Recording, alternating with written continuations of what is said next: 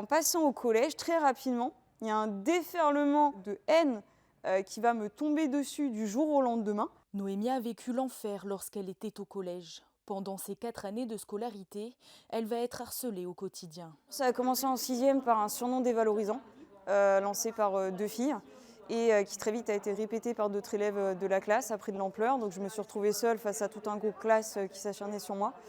J'ai pas su comment réagir, donc je me suis renfermée sur moi-même.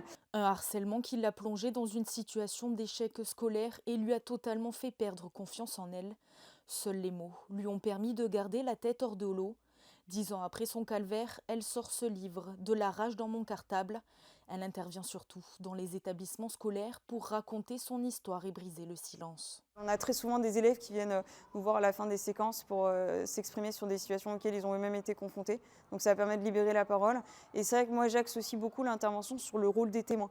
Parce qu'en fait on se rend compte que dans le cadre de ces situations, le simple fait de garder le silence ou de rigoler, en fait on devient complice. Et ça souvent ils n'en ont pas du tout conscience. Une sensibilisation qu'elle réalise aux côtés de Christelle. Cette maman a perdu son fils Dimitri en 2021 dans l'Aude.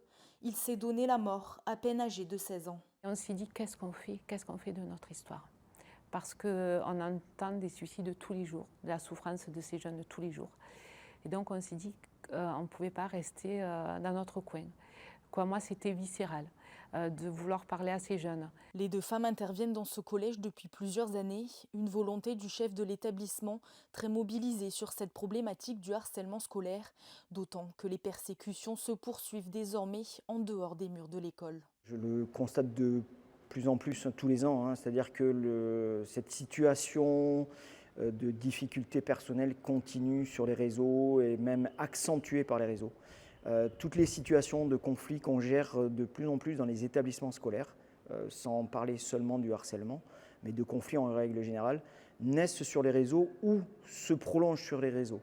Et ça devient une vraie problématique, un vrai fléau de société. L'objectif, ce n'est pas de sanctionner les élèves, mais qu'ils prennent conscience de ce qu'ils peuvent faire aux autres par leur acte au quotidien, par les réseaux sociaux, par leurs propos, par leur fonctionnement. Le nombre de signalements de harcèlement scolaire ne cesse de croître. En 2022, 530 affaires étaient recensées par les parquets en France. Il y en a eu 6100 en 2024.